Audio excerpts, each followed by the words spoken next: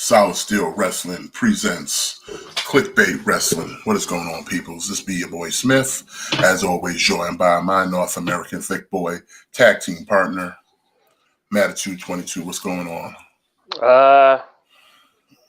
I'm doing just okay. Well, it's good to hear. We do definitely got some things to talk about tonight. A lot of things that kind of popped off this week in the world of professional wrestling and or sports entertainment, if that's what you're into. So we got definitely a healthy show going on tonight. So I don't even know where we would start. Where could we start with this? Because we have some pay-per-views this past weekend. We have a pay-per-view this coming weekend. Well, let's sort of talk about Impact because that was the first pay-per-view. It is true. We had Impact Wrestling's Overdrive, which I guess would be one of their like B show pay-per-views, I guess. Yeah. And it was all right. Like, honestly, when it comes to like the non-major Impact shows, they really just feel like a regular Impact show.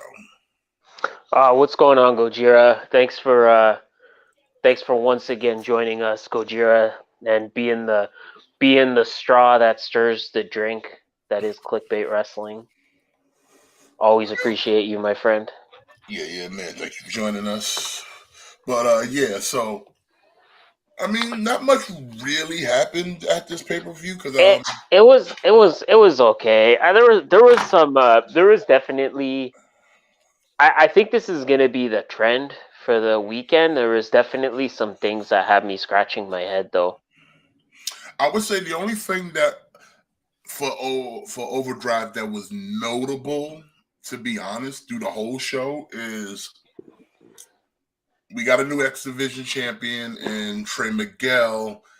Stupid. It does look like he's going the heel route because the way he won the title was definitely heel move. That's a full-on heel. That's a full-on heel turn in Black Taurus's face. Yeah, that's but he turn. hasn't established the heel turn yet. It's just still in that phase of why. You know what I'm saying? When a babyface does a heel shit and we get to that why part, he hasn't thrown a promo yet of why. When we get to why, then he's full heel. That what he did was a heel move. Is it officially full heel? Not yet. We're still in the why phase. Okay. He's going. Regardless, he's going heel. Yeah, he's going heel. But you got to get through the why phase first because he didn't. Now if he had grabbed the mic and spit some shit like a Hollywood Hogan and just get it right off the rip, then yeah, I would say full on heel. Heel move, yes. Full on, he's going there. We just need the why. It'll probably be some shit about fuck you fans. Y'all didn't care. Y'all didn't care about me. Blah, blah, blah. I'm the best. Fuck you now. It's all about me. It'll probably be something like that. I sort of was. This was a big one for me. I sort of was scratching my head at the decision for yet again not to give Masha Slamovich the Knockouts title. Yeah, that was, like I said, that was strange. Very okay, when are you planning on pulling the trigger? Because now this is a second opportunity, and she's 0-2 so far. She should be right out of the title picture. Again, like with the tag team titles, I was very surprised to see Heath and Rhino retain. Not mad. I'm not mad at it, but I think they figured they probably because they literally kind of just won the title, at least television wise. Yeah. So give them because when they win it, Bound for Glory was it? Or no, it was on a TV show. It was on TV. Yeah, it was maybe a month ago. So I guess they figured give them a bit of a run, but I was hoping that who were they going up against? I can't remember now. Major players. I was hoping they would have won it, but maybe I feel like the way Impact works, they'll probably win the titles on the TV taping. Yeah, probably. So, we're already kind of going out of order. So I'm just trying to remember what else happened. That pay-per-view just feels like a blur to me. I know we had the Death Dolls. They retained the Knockouts tag titles Yeah, that was against fine. Savannah Evans and Tasha Steelz. Decent Again, match. another match where I thought for sure Tasha Steelz and Savannah Evans were going to win. But again, I'll say it again.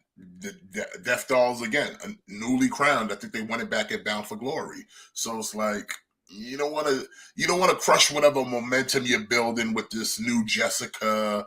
Like I said, y'all renamed the team. Clearly, Rosemary's doing double duty.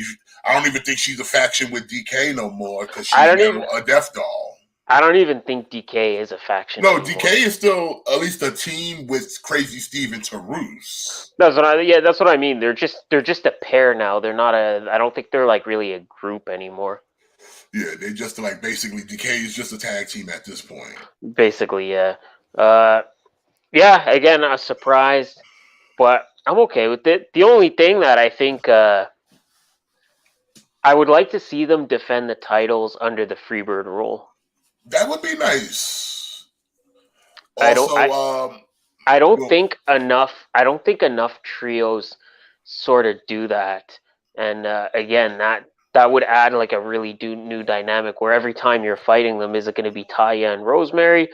Is it going to be Jessica and Rosemary? Is it going to be Taya and Jessica? I think the only reason they're not doing that is, let's be real, the Freebird rule only really works for heel teams. Yeah, true. Because the only people who really enact it are usually always heels. Because when the New Day did it, they were heels. Spirit Squad, etc., etc. The Freebirds themselves, they were heels. New Day did it as baby faces too. They did it as babyface, but they really established it as a heel, though. Yeah.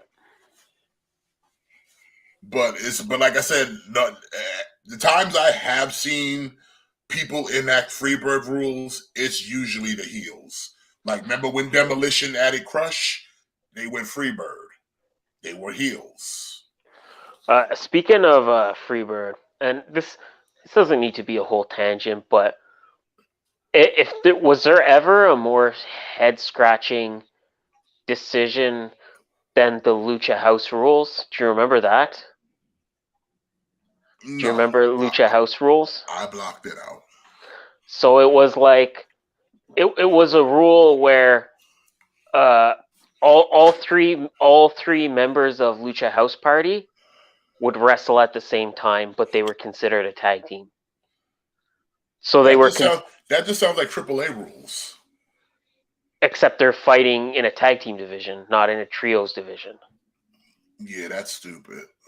Like, remember they were feuding with the Revival, and the Revival's like, they were like, oh, Revival, like, how come you keep losing to Lucha House Party? And they're like, well, every time we fight them, it's 3-on-2. It's not a fair fight. And Lucha House Party was a babyface. Like, what a weird, stupid decision. That's why it wasn't stupid. That's why it never stuck.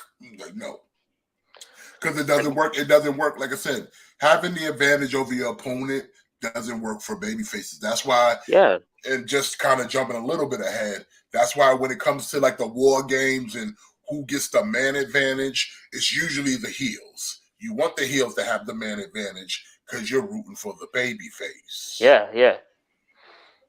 To have the heels have the man advantage just seems kind of weird because you're the good guy. This is what bad guys would do. Yeah. So like Freebird rules was always kind of like, yeah, this is just an excuse for a heel to do shit. So I'm not gonna fight you. You're gonna fight these two now, and that kind of shit. Like that's a heel move. Not to say baby faces can't use Freebird, they just don't often do. Yeah. We also we also started the pay-per-view with a tables match. Yeah, between, I was just about to bring that up. Moose Bully Ray. That was a decent match. It was decent. I enjoyed it for the most part. You know, it's a tables match with two big boys. So I kind of whatever you. noticed like Bully went easy, like the victory, like the finish was kind of weird to me. But then I thought about it, like Bully's not coming here to bury fucking Moose, so he's not gonna really put him through a table. You feel me? Like he didn't beat him in a definitive way. He beat him in a kind of I was one step ahead of you. You know what I'm saying? I speared you through the table. That's a nothing win when it comes to table matches. Like a real definitive win is like I'm driving you through this fucking table, like power bombing you or something like that.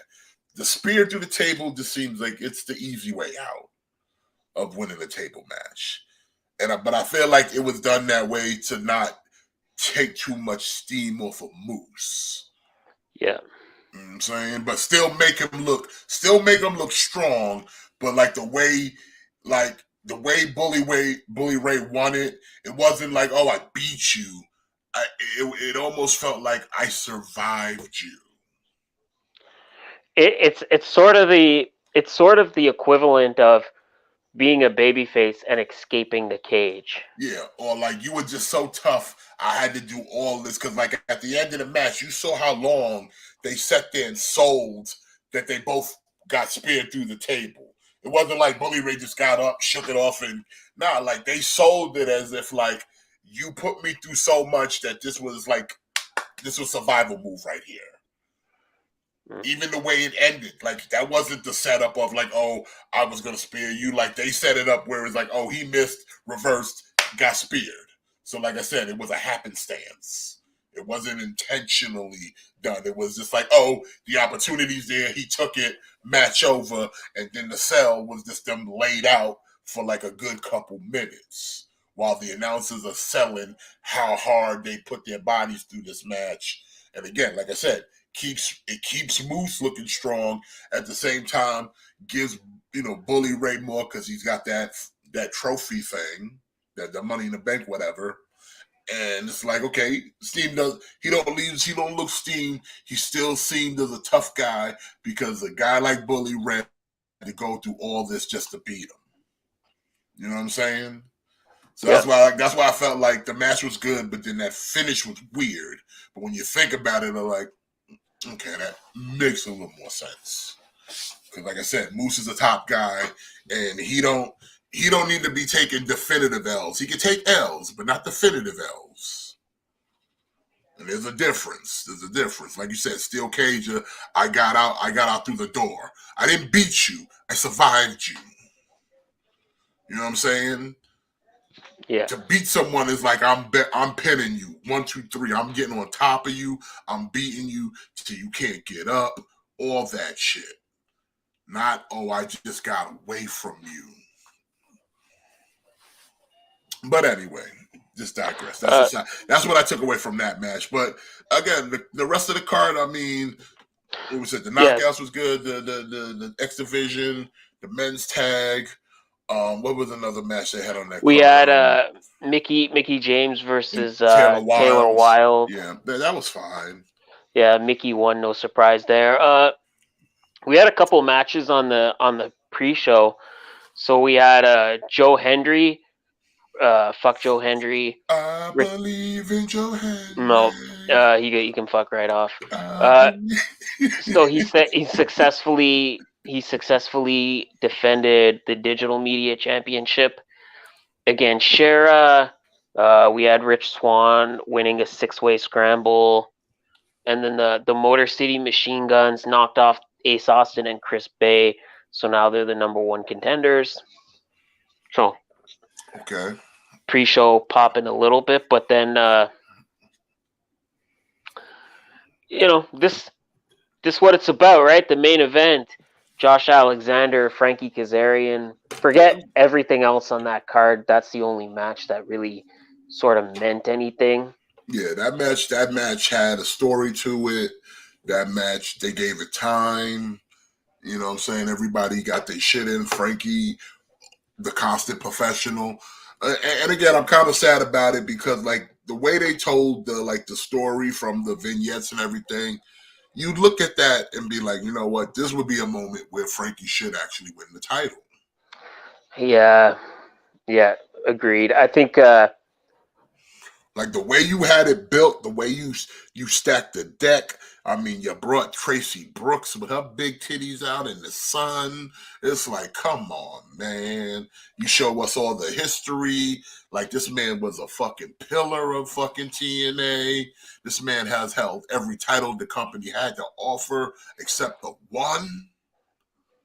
Except the one. This man literally lost hair and got hair back. And he still ain't been champion? Still ain't been champion? Damn. Like I said, this would have been that opportunity, but I get it. It's not even really a big pay-per-view. Overdrive's not a major pay-per-view for them. You know what, though? Give him the title just for the sake of giving him the title. It's not like we're building up at the next pay-per-view, Bully Ray versus Josh Alexander. You could have given Frankie the title and then have Bully Ray come in, cash in, beat Frankie right away for the title, and then you still get to the same main event for Hard to Kill. Yeah, take it from him like a couple weeks from now. That's all. Yeah. It'll be a short reign, transitional reign, but at least he can sit there and say, I did it. I'm in the book now. You'll always refer to me as a former Impact World Champion. But, like, yeah. So, like I said, I felt bad about that. I did too. The ending part with Bully Ray was okay. But they got to a point that even the missus was like, why is she in this awkward position so long? And it's like, wrestling, that's why. I will say I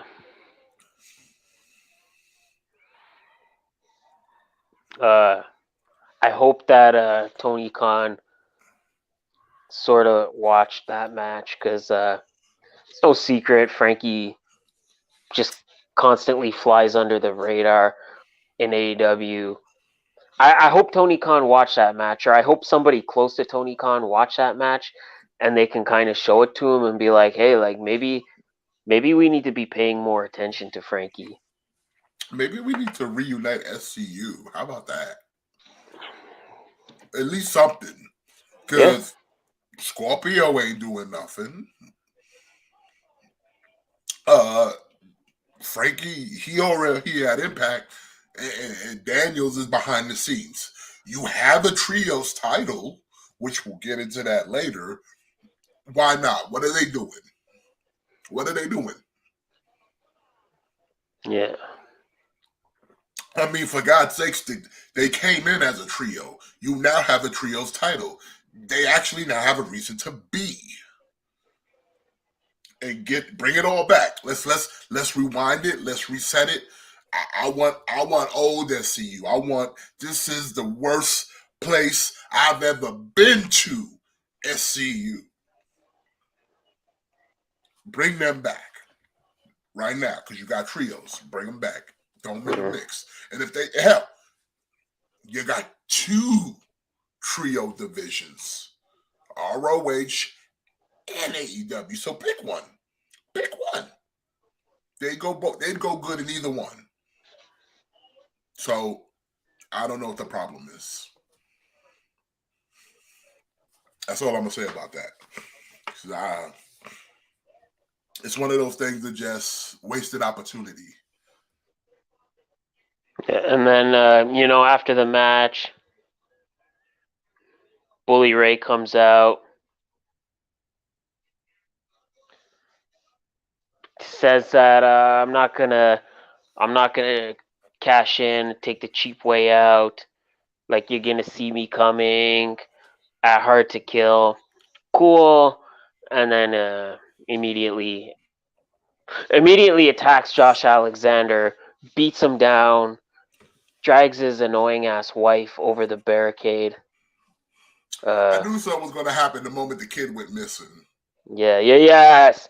Yeah, the moment the kid went missing, I'm like, the wife about to take some bumps. That's the key, The kid went missing. And the kid was there earlier, and then he went missing. Like, wait. Where your son? Ma'am, where your son? He missing. Were you Olivia Benson? Did you forget about your kid? Actually, Josh got some new gear. Josh. Actually, his wife's not annoying. I've actually met his wife a couple times, and she's actually really nice. Is she a wrestler or something, or what? Yeah, she used to be a wrestler. Okay. I actually feel a little bad saying she's annoying because I've met her a couple times and she's very nice. But yeah, and then so they're doing that, and Bully Ray has her head in his crotch like he's gonna give her a pile driver for an uncomfortable amount of time. Yeah, that's what the wife was like. Why is she in this awkward position for so long and not move? And I'm just like, wrestling. Yeah. Wrestling. Like the best I could give you to suspend disbelief is that he was gripping her head with his thighs and she couldn't move. That's the best I could give you. Because if that was me, I'd have moved. It sounds worse when you say it like that. That's the best I can give you. Can you give me better? That she stood there for like a good couple minutes with her head between her legs bent over? That she couldn't just back up? Or go down and maybe hit him with none of that. She just stood there and basically rested under his nuts. Maybe she was liking it a little bit. Again, the best I can give you, if someone was to ask why she didn't just move, is he was squeezing her with his creamy thighs. Okay? Mm-hmm. That's it. Suspended disbelief, however you want it. That's the best I can give you. Other than that, wrestling. Watching him move, wrestling. What happened to the son? Wrestling. Okay? Yeah. The wrestling gods came and got him because he don't need to be seeing this. He don't know it's a work. When mommy gets yoked off the guardrail, he don't know that's not a work. Yeah. You know what I'm saying? So he gotta go. Yeah. So then, we set up our match at Hard to Kill. It's gonna be Bully Ray versus Josh. I'm fine with it. They should give Chase U the tag titles, but they're not though. I don't know if it'll go that way, but I wouldn't be mad at seeing Bully win the title again. Yeah, I wouldn't be mad at it. I mean, right now, Impact doesn't have that much of a top heel guy, so having someone like Bully Ray would be a pretty decent foil for the time being. Yeah. He's already got the credibility as, being a former champion. So you already halfway there, you know what I'm saying? Yep. I mean, you could probably do some dumb like aces and eight shit if you want, but I wouldn't advise it. But yeah, that option is there, and we already saw Wes and Garrett making a return not that long ago, and D'Lo. So yeah, you could, I guess. You could, but I think maybe let's not. But you could. But also, let's not.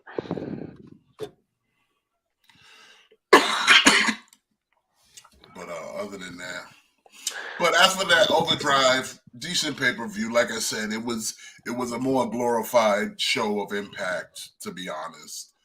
Like I said, not much of like title changes. Like no titles changed.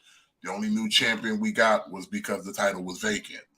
But other than that, everybody was status quo. Certain people should have probably lost the titles, but for whatever booking reason, they chose not to. Like I said, Jordan Grace, you said it earlier, how Masha Shilamovich didn't beat her. But, hey, at least they didn't do the bullshit of, I'm going to bury you under something. They went with the, I can't get up, so I'll take that. Because WWE likes to just put heavy objects on people and count to 10 on last man standing matches. At least with Impact, they was like, okay, women was too beat up to get the fuck up. That works for me. So yeah, fair enough. No, even though it wasn't the person who stood up that I want to stood up, but you still did you did a better last man standing in WWE. So I'll give you that. But out of a 5, I would give Overdrive. I give it a 3.5. Like I said, it wasn't terrible. Like I said, it was good. I give it a 3.5 because, like I said, not much happened in the way of like new champions or really any change of story. Because, like I said, all the champions retained. Everybody kept their belts. Like I said, the only notable thing was the Trey Miguel going heel. That's about it.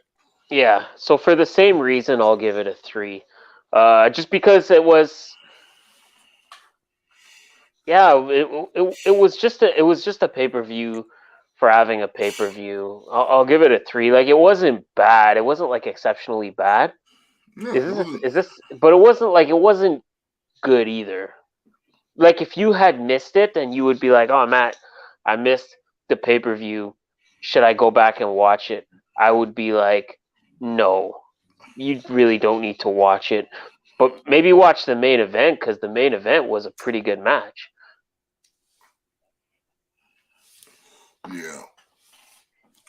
But, moving on from Impact, we now jump to AEW and Full Gear. Now, this is their first pay-per-view since All Out and that whole situation with Punk and the Elites. I would say, again, they put on a good show. They're starting to, I don't know, maybe it's just me because I'm different time zone, but I feel like they're starting to learn how to manage the time a little bit. I'm gonna disagree because for me this pay-per-view did not end until after midnight. And again, I'm in a different time zone, so yeah, I get what you're saying. Yeah, so this was like this pay-per-view. If you count the 0 hour, this was like a 5-hour pay-per-view. Yeah, that's about what they do now. They're averaging 5 hours, including pre-shows. I did not see the gameplay trailer, Gojira. I hear. Yeah, there's lots of like weapons and stuff. So yeah, it looks good. There is intergender fighting in it, so the okay, men and that's the women interesting. can fight. From what I've also been heard, CM Punk's off the cover, so they're switching up the cover. So he'll and apparently release date's been pushed back. Punk will be on the cover of the next game. Don't you worry.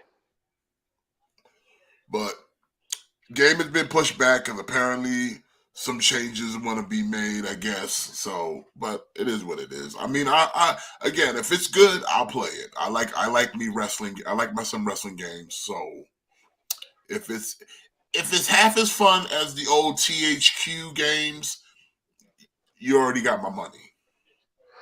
You know what I'm saying? Like, even if you gave me the same type of controls that the old THQ had with just better graphics, I'd still say take my money. Because you can't lose with those controls. Mm. It gave you everything you need: your reversals, your heavy attacks, your low attacks, your grapples, your Irish whips, your off the rope move, all that shit. Your specials is good bread.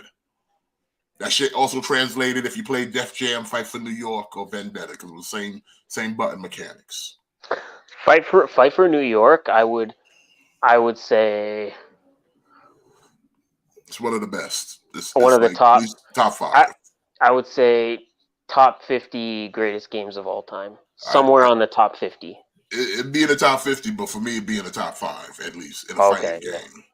Because to me, Fight for New York, it was just, it had that just a little bit of everything.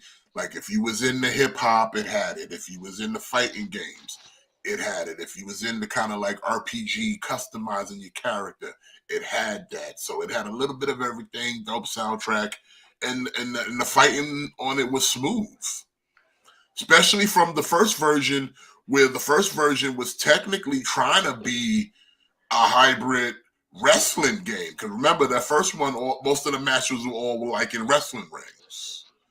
But then Fight for New York, you was just fighting in street settings. But it still had that wrestling ring feel, but now you're fighting in a bar, you're fighting on the top of a building, you're fighting in a garage. You know, you're not in the ring anymore, but you still had the same mechanics. If you were, that's what made the game good. But moving on back to where we was, fight forever. If it has any of that, take my money. That's all I gotta say. So again, we had a pre-show. We had a couple of matches. So we had Best Friends taking on the Factory, which was fine. I guess the story here is that we now have a darker, a very evil version of Danhausen, which I like. I like that. He brought the teeth back. Yeah, he brought the teeth back. You know, he came out to different music where the music wasn't as like comical, like it wasn't like as upbeat and like funny. It was more like metal. And you know, he came pardon the pun, but you know, like he came out like a bat out of hell. We had what else? What else was on the pre-show? We had Eddie Kingston versus Jun Akiyama. Yeah, that was the main event of the 0 hour. Yeah, that was the 0 hour main event. Also, isn't Takeshita officially with AEW now? Yeah. So Konosuke Takeshita is officially All Elite, which I'm not surprised. They've been bringing him. They brought him in a bunch of times. He was getting over with the fans too, so I guess they figured, you know. Plus, it's one of those things. Like, listen, he wants to cut a little bit of his teeth in America. Why not? You know what I'm saying? All it's going to do is make him a better wrestler to whenever he decides to go back to DDT or wherever he goes next. But he gonna have that. He now gonna have. He can throw in, okay, I'll wrestle Japanese style, lucha style, and American style. I know how to do wrestling. I know how to do pro wrestling, and as much as they play with it, but they know they're part of it too. He now will learn how to be a sports entertainer. You already know the pro part. Now you need to learn how to be a sports entertainer. Yeah. You can only do that shit in America. Exactly. So we also had Ricky Starks defeating Brian Cage in a semifinal eliminator tournament match. Yeah. So on tomorrow night it's going to be Ethan Page versus Ricky Starks, and I guess the winner of that match is next in line for the world title. Winter is coming. Yeah.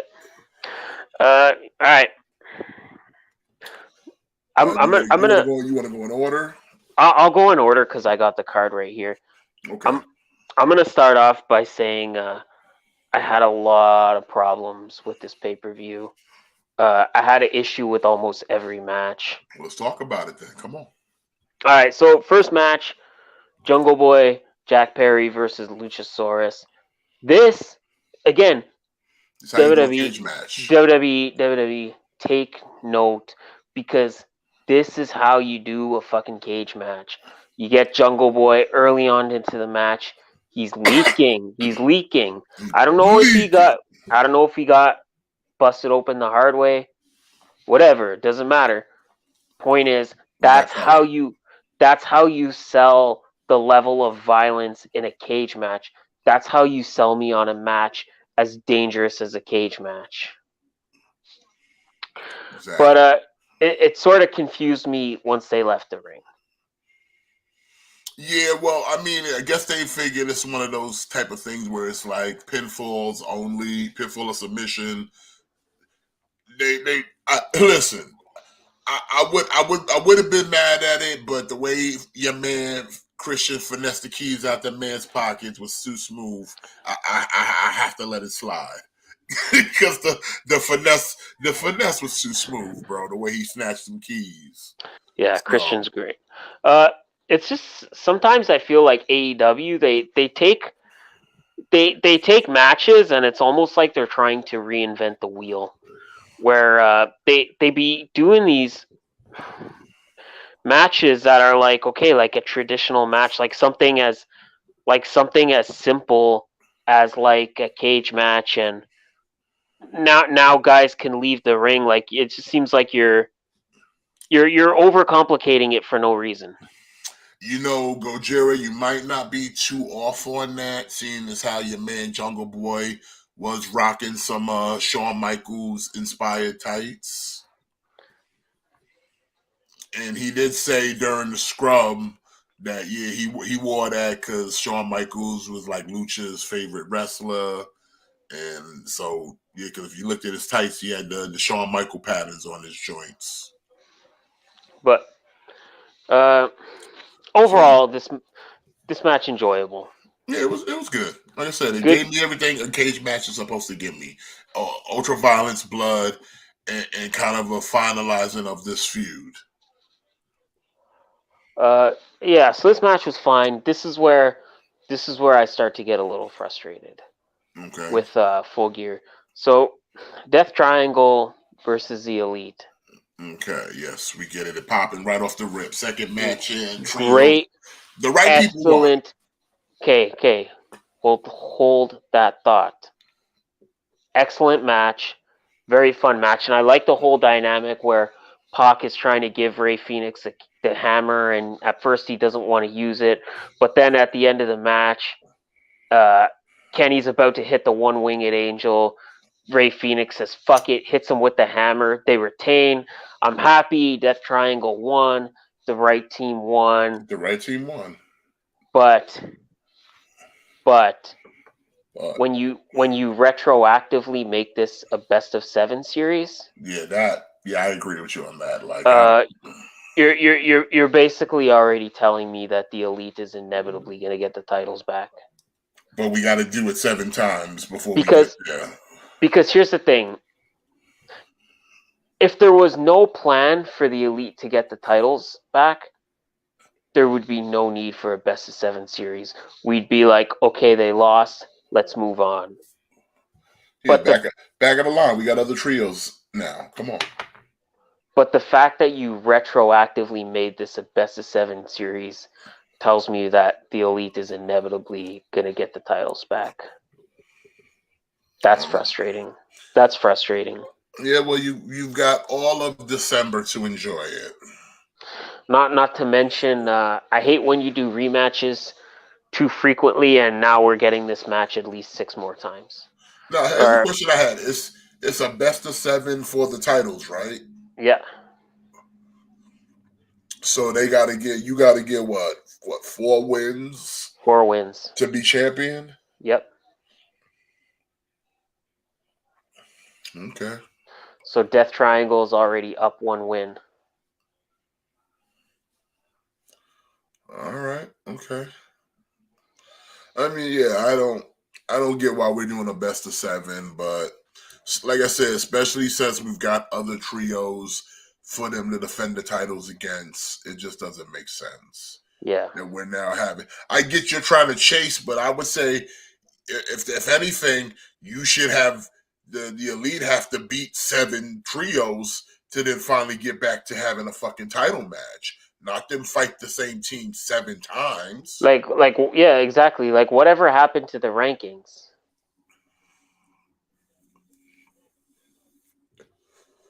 I don't know. You would think that's why I say it don't make no sense because because it's like, hey man, y'all lost, back of the line. There should be another team behind you that now gets a shot. Like there are other trios out there. What about Top Flight and AR Fox?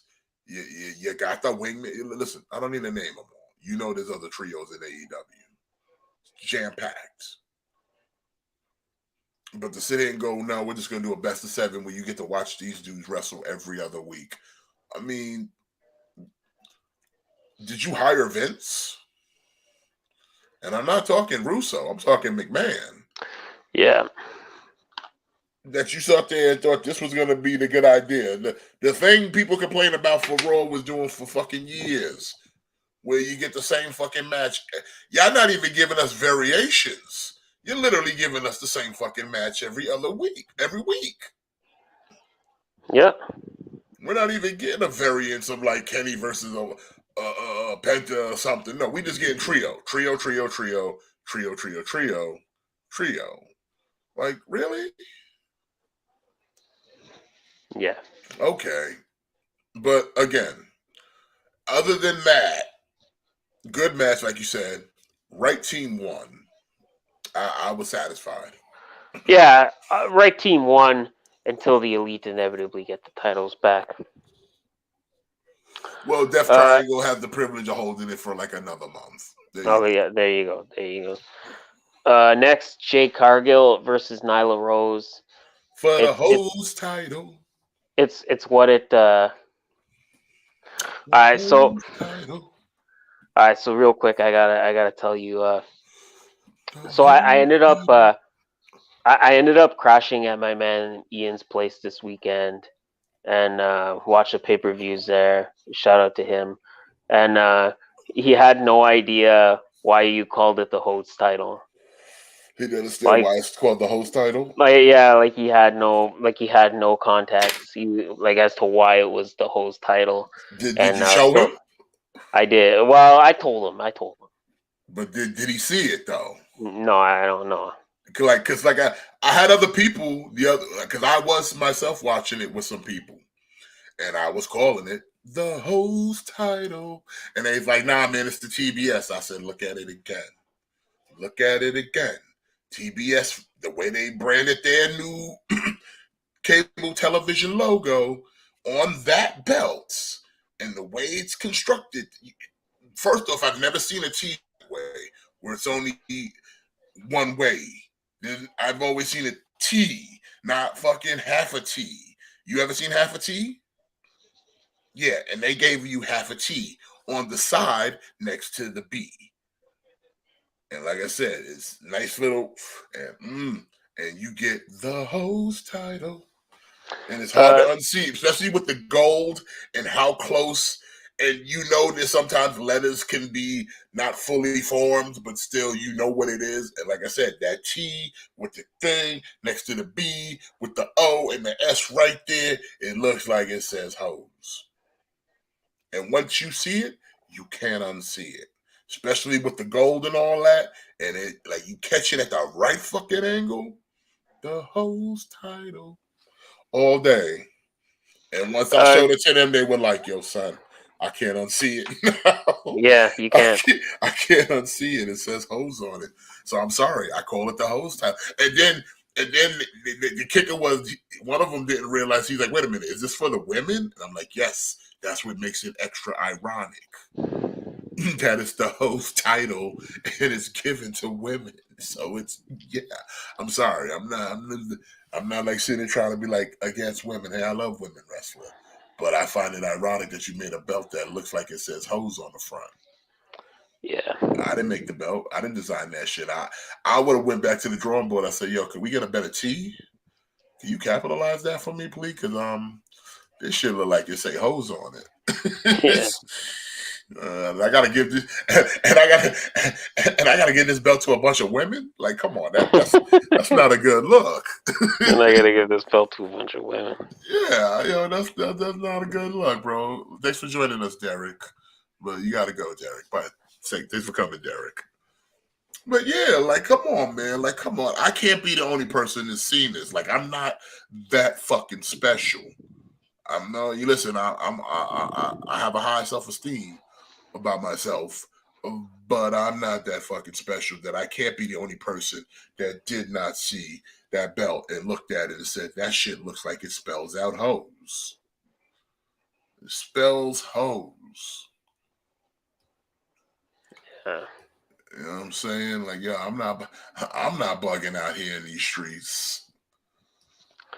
But yeah, all right. Next match after that, we had a four-way. We didn't even say who won. It was Jade Cargill. But you didn't even comment on how she looked in her Chitara cosplay. Oh, she did look good as Chitara. I will say that. Jade's look was the best part of that match. Oh, look who came to join us. The host title. Yeah. We're just gonna leave this right here for now, so y'all can just bask in it. Yeah. And just like tell me you don't see the word HOS on that bitch. Yeah. It's as soon as you see it, you can.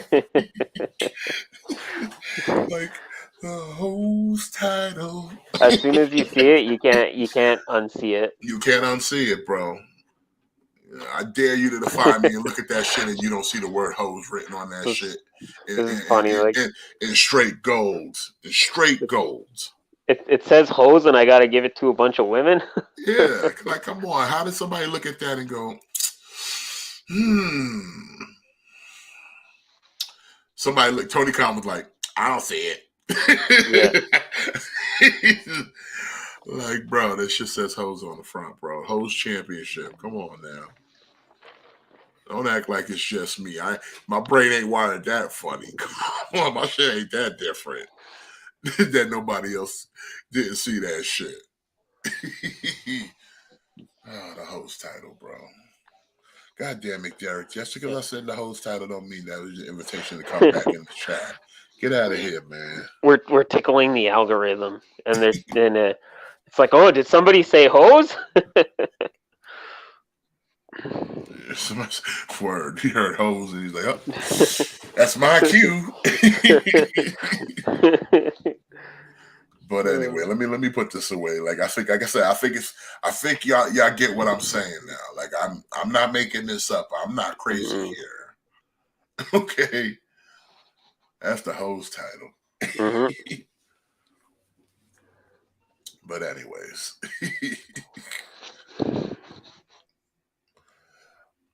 But but like I said, it was all right. A fine match. I mean, for Nyla Rose and Jade.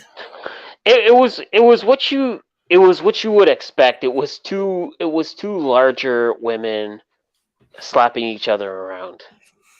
Not a lot of wrist locks here, you know. Mm-hmm. It was a power match, and the mistake is they each try to. So Jade hits the beast bomb, Nyla kicks out, and then almost immediately after, Nyla gets her with the jaded, and Jade kicks out, and I'm like, stop trying to use the other finisher. It never works. It never works. This ain't SmackDown versus Raw, bro. Cut it out. But yeah, she managed to hit the jaded, get her tight, retain, get her belt back. End of that saga. Also, big ups to the little nod to Eddie Guerrero. They came out in the lowrider. I don't for some reason Maria Shafir was dressed up like a cholo. But don't ask questions. It's wrestling. Yeah. So then we had the 4-way for the Ring of Honor title. Chris Jericho defending against Bryan Danielson, Claudio Castagnoli, and Sammy Guevara. The Ocho. A decent match. I mean, you got 4 capable men in the ring. I would say Sammy's probably kind of the wild card of the bunch with his moveset a little bit, but either way, it was good. I do think the finish was funny though. Yeah. The way he kind of like Jericho just cannonballed himself into Guevara and then fucking hit Claudio with the Judas afterwards. I just thought it was like I think I feel like he was supposed to hit Claudio with the Judas while he was doing the swing. Yeah. Cannonballed himself into Sammy and so that was funny though. Gojira, I think you're taking a wrong turn here, Gojira. Jade is not about to fight a heel Athena.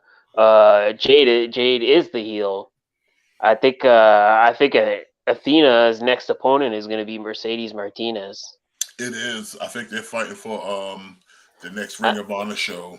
Yeah. So yeah, you. Because she already duffed out Arbery. Yeah. So she went full heel already. Yeah. You're going down wrong turn avenue, Gojira. Pull back. Carmelo Staines. Carmelo Uh, Stains. the Resident Evil AMC. We just chilling, talking some wrestling. Thanks for joining us. Thanks for popping in, man. We got Carmelo Stains in the ring. He about to wrestle because, of course, NXT's on, so we do watch NXT. I hope he gets the title back.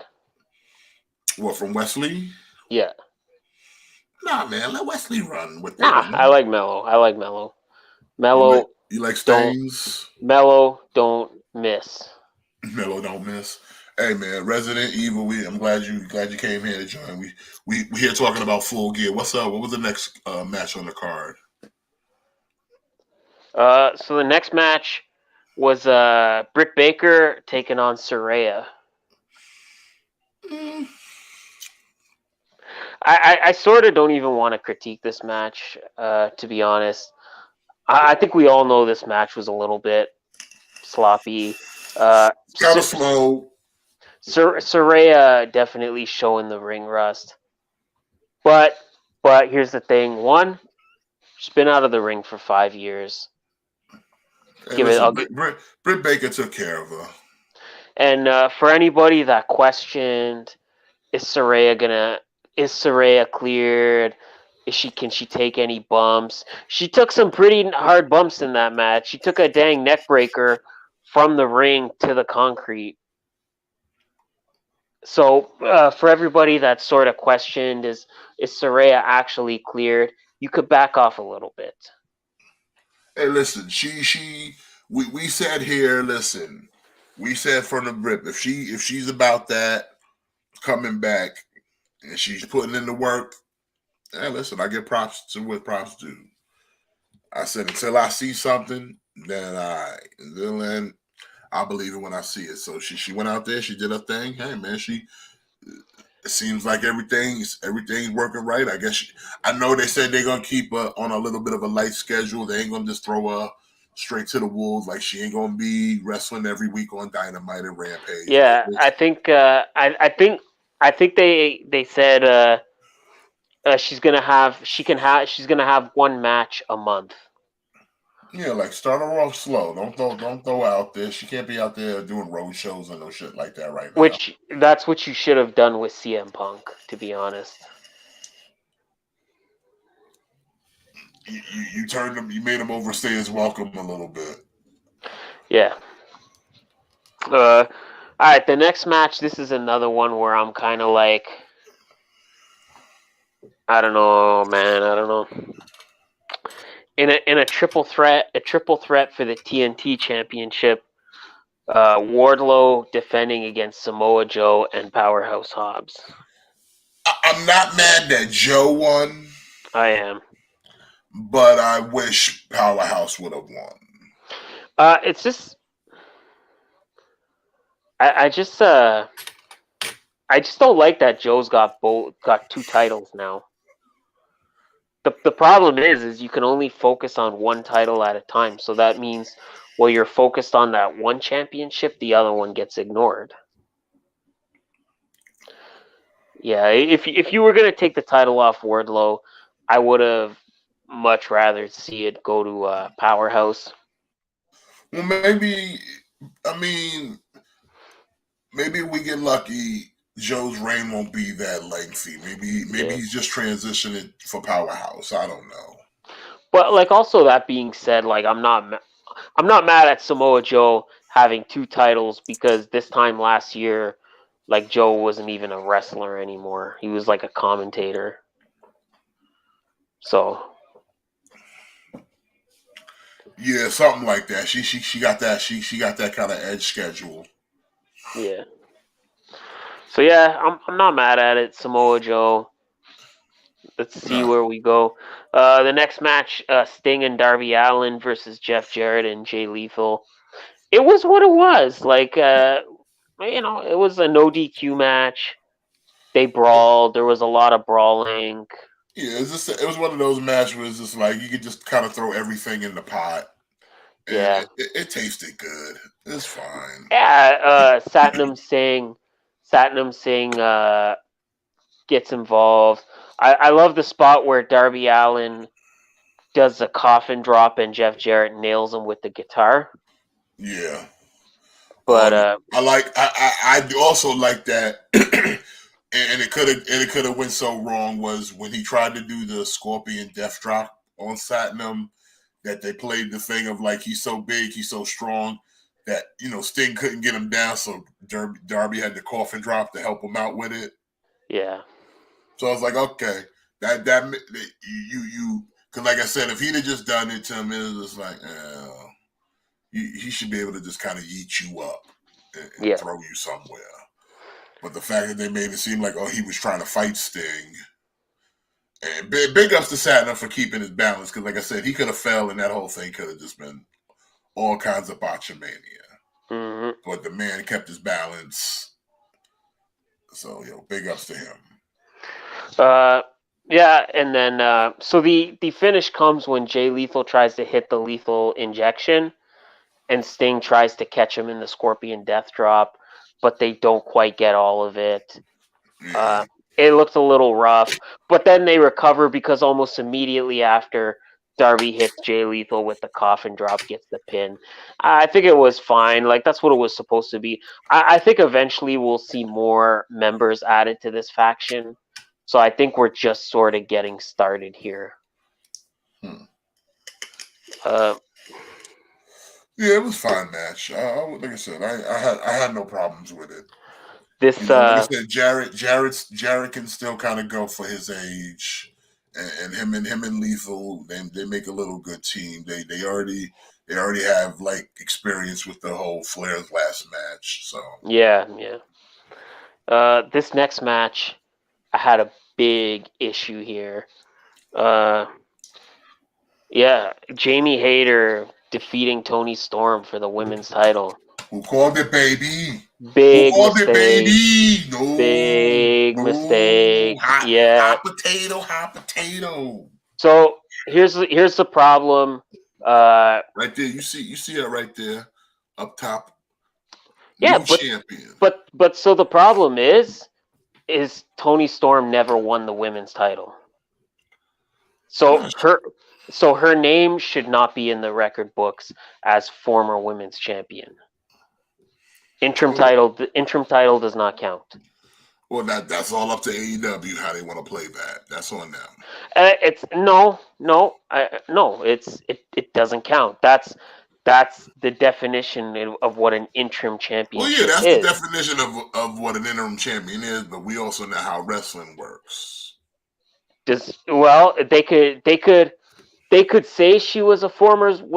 They could say she was a former. But I mean, if they don't, but that's even better. For again, like I said, this is the perfect opportunity that if we're dealing with an interim title and none of this is supposedly doesn't matter, then playing fast and loose with the belt is good just to test the water. I think to see, how the crowd reacts. And again, I said this last week, Jamie Hayter's getting over with the crowd, and she's supposed to be the heel here. And listen, they testing the opportunity. Give her the belt, see how it feels. Like I said, they talked about it in the scrum, what they're gonna do about with Rosa, because they're like, we don't know how long it's gonna be. He don't know the situation with the interim title, because for all he know, he might just be like, fuck it, she not coming back in time. She might just get her shit vacated, and whoever's the interim is the champ. That's what he said during the scrum. But though. they should have did that before changing the title. Because now it is what it is now.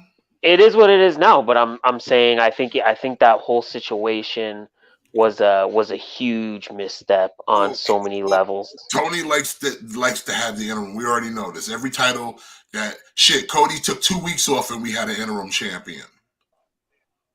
You know what I'm saying? Like the dude just likes having interim belts. We've had almost every title so far has had an interim champion. Only one yet that hasn't had one is the tag titles. But every other singles title now has literally almost in the host title. But every other title has fucking had an interim champion on it. It's just like I'm fine with Jamie Hayter winning the title. Yeah, like I said, let her. But see what she can do. The problem is they should have stripped Thunder Rosa before changing the title, because now Now it gets very murky because now Toni Storm's status as women's champion is questionable because she won the interim title but lost it before before she could fight for the main championship. So now her status as women's champion, in my opinion, that's very murky. In my opinion, she doesn't count as a women's champion. Her reign is null and void because she never she never won the real championship. She was only the interim champion. Well, like I said, that's one of those things that they can fix down the road. But like I said, as of right now, How can they fix it though? either Thunder Rosa comes back and you unify the title, or Thunder Rosa goes back to being champion, because that's what Tony Khan said. But if not, they're gonna have to figure something out with the title. But even if you unify the titles, that doesn't change anything for Toni Storm. No, she's just kind of shit out of luck, but she'll be exactly. a former interim women's world champion. But that's nothing. That's nothing. Brian Kendrick is a former interim WWE champion. That don't mean shit. Nah. So I don't know. I don't know, man. I think they. I'm told. Like I said, good for Jamie Hayter. Like I'm glad to see somebody fresh getting an opportunity, but I think they made a big mistake by not. Yeah, you're absolutely well. I think Gojira, there should be a time frame for an interim champion. I think if you're going to be out longer than 2 months, then you vacate the title. Like I don't know. I think there needs to be some kind of time frame, because I think they let Thunder Rosa keep the title for too long, and it's just unfortunate that now Toni Storm is now shit out of luck, because now her title reign is always going to kind of have an asterisk next to it, and unless she down the road wins a title again. Yeah. Because you can't retroactively go back and be like, oh, actually we change our mind, and the interim champion, it is a main women's champion. We changed our mind. You can't do that. Like, yeah, so I don't know what you do in that situation. Like, let's say if Jamie Hayter and Thunder Rosa have a match and Jamie Hayter wins, does that mean Jamie Hayter's title her title is the main, becomes the main title? Like, I don't know. Something like that. Again, and anyway. But again, like I said, like, what you gonna say? What you gonna say? The underline here is that basically, in my eyes, Toni Storm's reign null and void. It doesn't count. Yeah, probably. I mean, like I said, that's why I said interim title. We can play a little fast. We can play a little loose, and we can test the waters. I don't think that's the right move, though. I mean, I can understand where you're coming from, but like I said, I'm looking at it from the perspective of, again, Jada is getting over with the crowd. She's in the situation, and she's getting cheered over the baby faces. That's just fine. Organically, and it's like, hey, she was already kind of in the title picture. They've been kind of booking her like a big deal. So again, like I said, you make a new star out of her.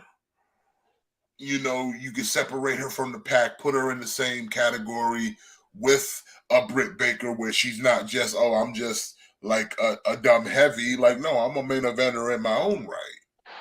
Again, at no point did I say I had a problem with Jamie Hayter winning the title. I'm saying you should have stripped Thunder Rosa before you changed the title. True. See, that's my point, is you don't want to play fast and loose with the interim title, because then what happens is, like, let's say if you don't strip Thunder Rosa, Well, let's say Jamie Hayter loses the title, then her reign isn't legitimate. But it wasn't really to be that much of a legitimate, as if like, hey, down the road when we do get the other, like our actual women's title back in the picture, we now have several other people who can be in contention other than Britt Baker. You know what I'm saying? Like, you have other options than just Hikaru Shida. You have other options than just Nyla fucking Rose.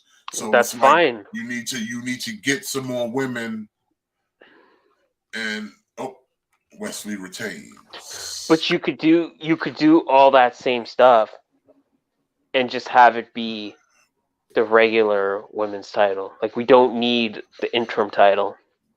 Yeah, I know. But, it's just kind of a thing to just, like, I'm looking at it from the perspective of, like, if you want to do this whole interim thing, instead of just stripping them of the title and giving them a shot when they return, then hey, if we're gonna do an interim thing, let's play with it a little bit. If it don't mean nothing, then the consequences of our actions don't mean nothing anyway, other than we're just testing to see how these people play to a crowd if we would to put the main strap on them. Can they handle the pressure? Can they do better can they handle now doing more promo work? Are they ready to be in the main event? Is the match quality gonna improve?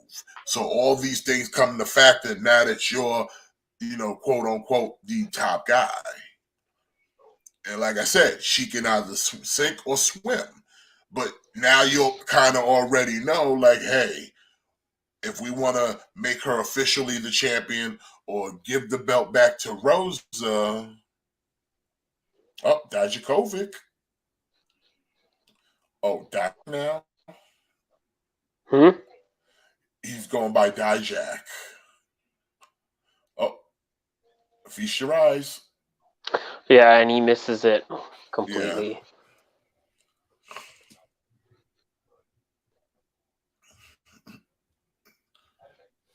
All right, so he's just no more Dijakovac. They abbreviated it for us. For us simpletons. He was Dijak. Dijak is his indie name. Oh, so he's going by indie name now. Oh, Hey, what's going on, Ian? Thanks for joining us, man. All right, Dijak. Sega. But anyway, moving on. Yeah, after this we get the tag team title match. Oh, thank you, Ian. Appreciate it. Versus Swerve in Our Glory. It was fine. I'll say this match wasn't as good as the first two. No, I feel like this is the thing where I feel like now it's the third time we're seeing this match. It's kind of, I'm feeling a little fatigue. Well, I mean, this is pretty much the end of this feud because Swerve in Our Glory is pretty much done. Yeah. So this little saga between the two, they had their little feud. It's over now because, Keith pretty much had it with Swerve. I'm predicting that we'll probably have a bit of a Keith Lee versus Swerve feud going on. Hopefully that leads one of the gentlemen to some sort of a title down the road somewhere. So, see how that out. But other than that, like I said, the match was fine. I just feel it didn't have the same pop as part 1 and 2 did, though. No, definitely not. And hey, the Acclaim retains. I'm happy with that. Same. So, also, and I hate to say it, the rap was not one of Max's best. And it was like an extra long rap, too. Because he did another one because the first one didn't land that well. It was not one of his best. That was just like, oof. It wasn't that it was bad. It was just like, it just wasn't hitting. Mm-hmm. It wasn't hitting like the normal stuff would. So yeah, that's why he drew the audible and did a little extra rap to it, because the first one was just a little. He knew the crowd knew, they all knew, and they was like, do it again, Max. But the second one wasn't that great either, though. So it was just like, oof. But other than that, fine match though. Right team won. All right, and what was after this? After the tag match? It was Wasn't the main event the next? main event, yeah. With Maxwell, Jacob Friedman, and Moxley for the AEW World Title. Yeah, this was bizarre to me. This was bizarre to me. I don't understand why people are cheering for MJF so much. I don't see the appeal in MJF. I think he sucks. I don't think he's half as good as he thinks he is. I don't think his promos are very good. That's why he has to consistently rip off far better. He has to rip off people that are far better than him. And like, he's just the shittiest human being. And it's like, people cheering this motherfucker. Like, you cheering this guy, and he's like literally shitting on you, and he's shitting on AEW, and you're like cheering for him. Like Moxley is walking out, and there's a guy waving an MJF scarf in Moxley's face, and I'm thinking like you're waving an MJF scarf in his face, but then after the show, MJF's gonna make fun of you and call you a mark for waving the scarf. Like, I don't know. I'm serious. Like, I don't understand why this guy is so fucking popular all of a sudden. He's fucking dog shit. He's not a good wrestler. He's not that good at cutting promos. He's not that entertaining. I mean, I look at his ring work as average. Average is nice. Average is putting it nicely.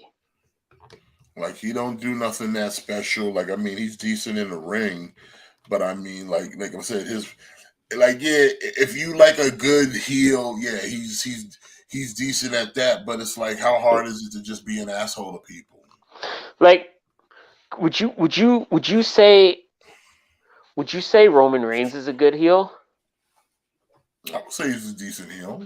Gojira. Well, for what the current Reigns is doing, yes. Gojira, do you think Roman Reigns is a good heel? Ian, do you think Roman Reigns is a good heel? Because here's my thing.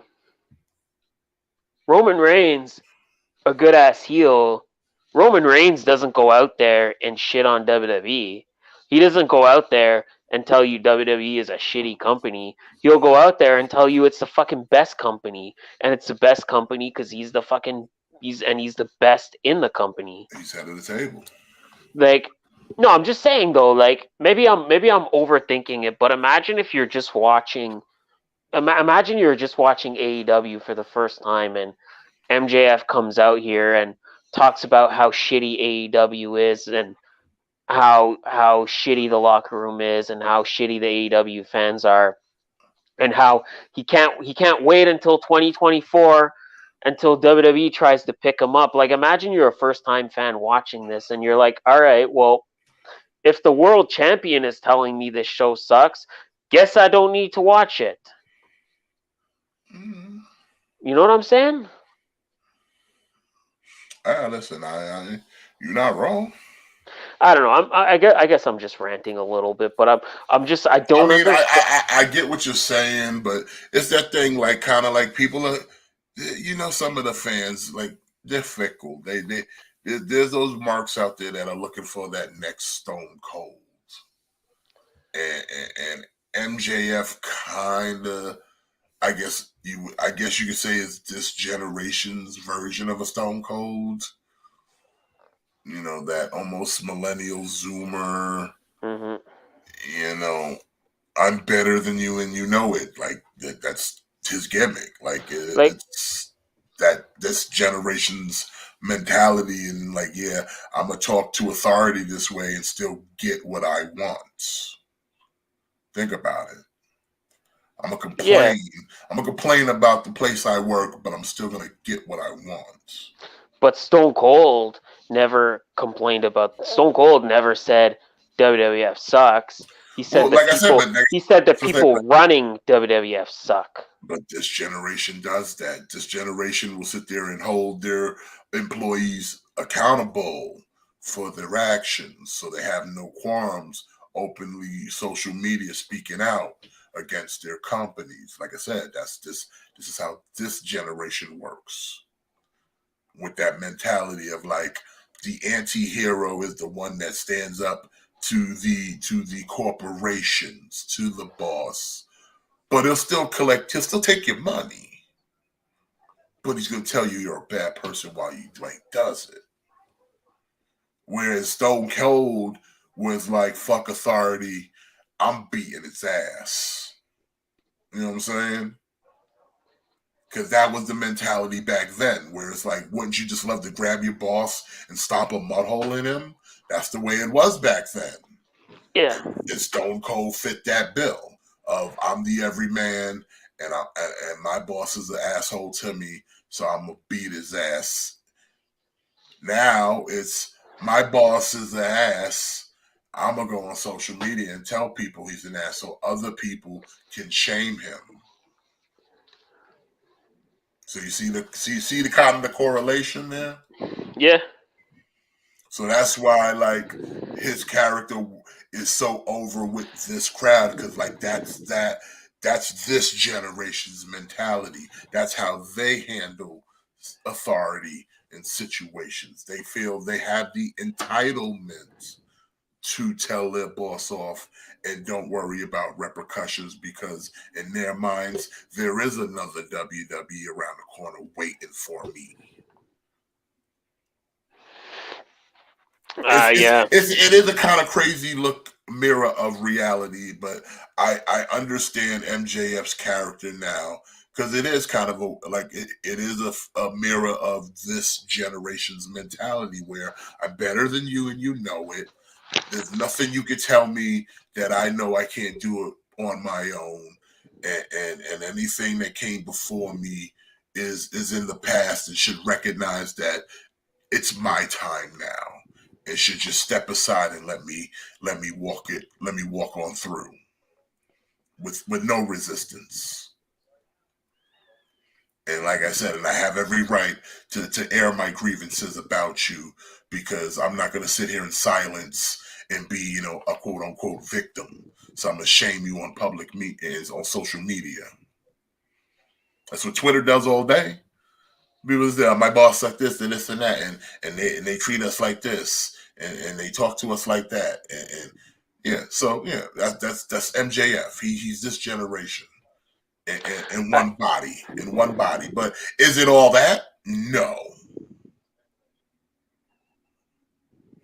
it's average. But Like I said, they like it.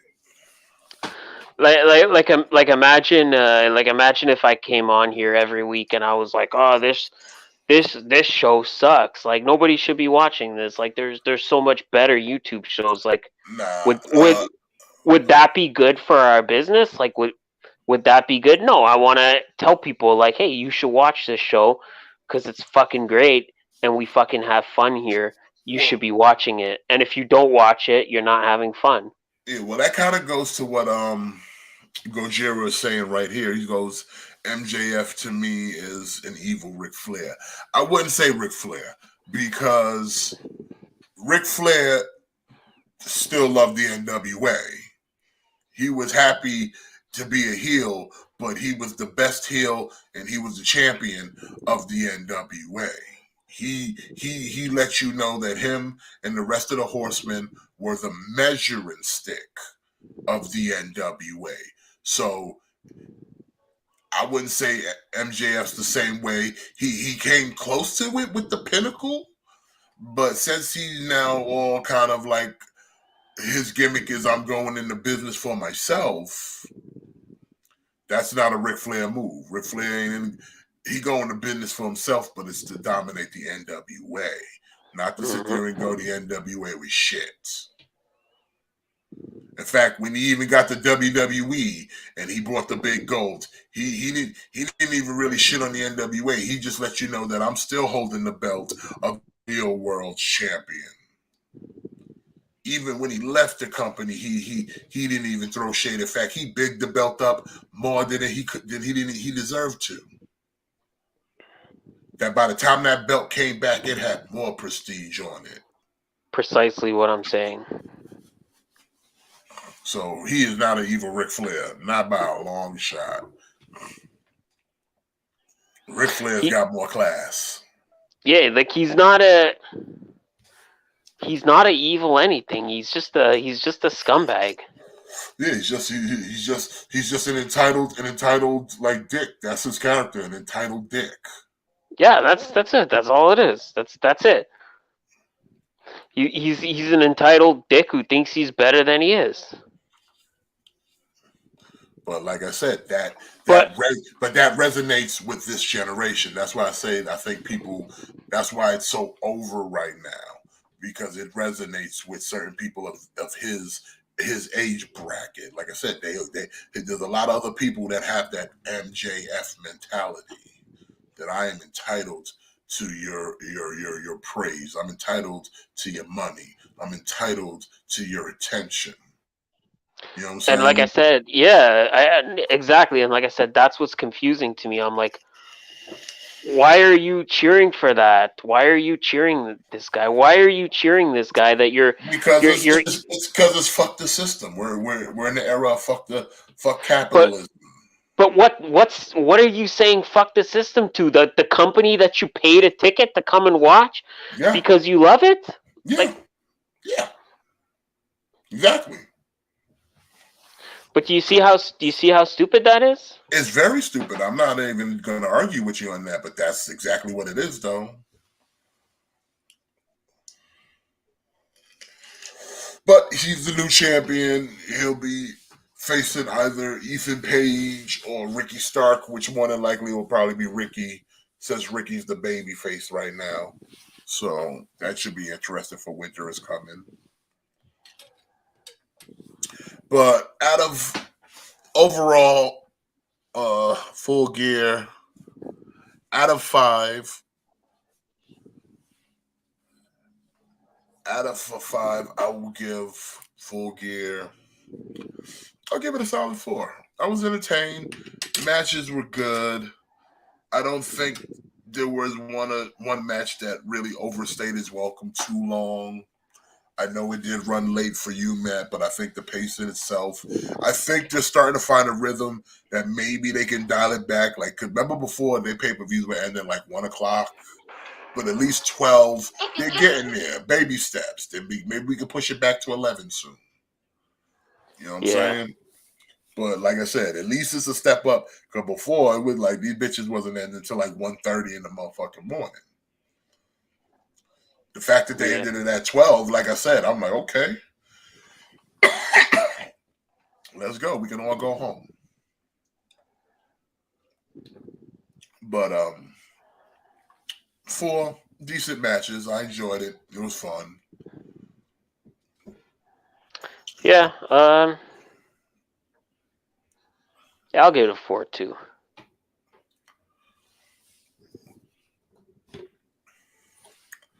My dislikes were small in comparison to what I enjoyed. Yeah. Yo, check this shit. Yo, check this out.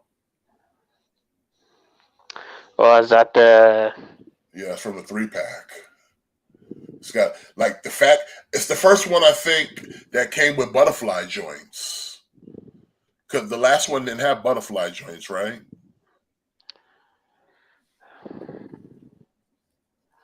It's hard for me to remember. I don't think it did. I think it was this basic, like one of those like Hyperion bodies.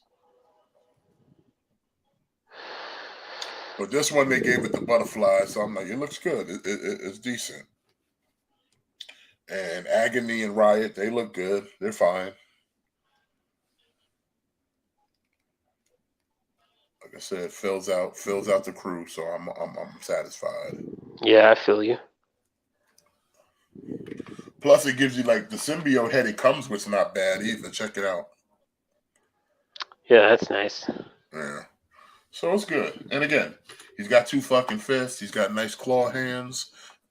I'm okay with that. Like I said, I think the butterfly gives him a little more dimension to him. So he looks good in poses. So I'm okay with it.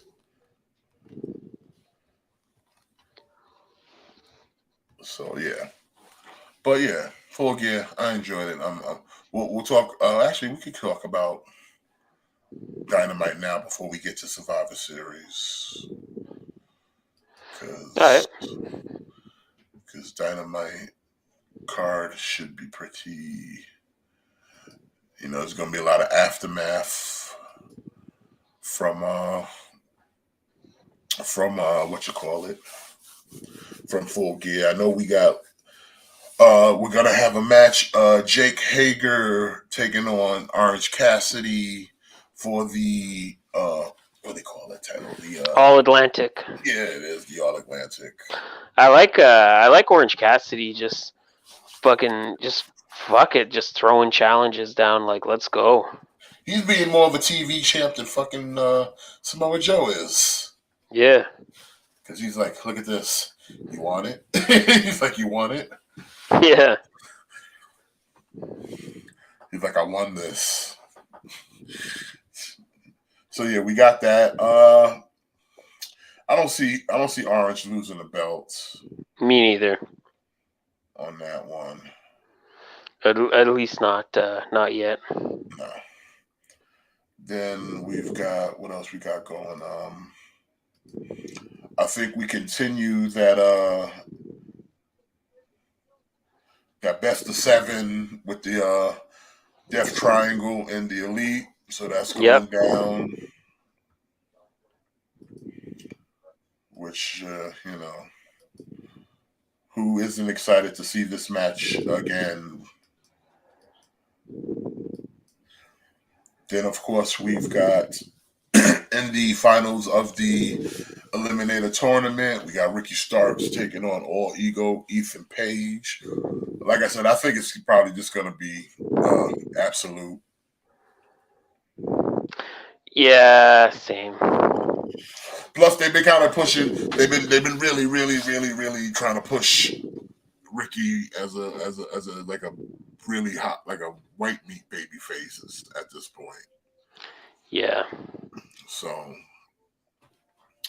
and I'm trying to think, is there any other matches for Dynamite? I'm pretty sure we'll hear from some new champions. I'm trying to think, is there another match?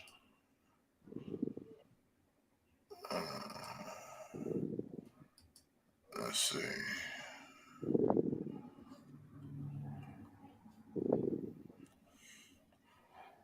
But yeah, it was like I said, we got Dynamite for tomorrow.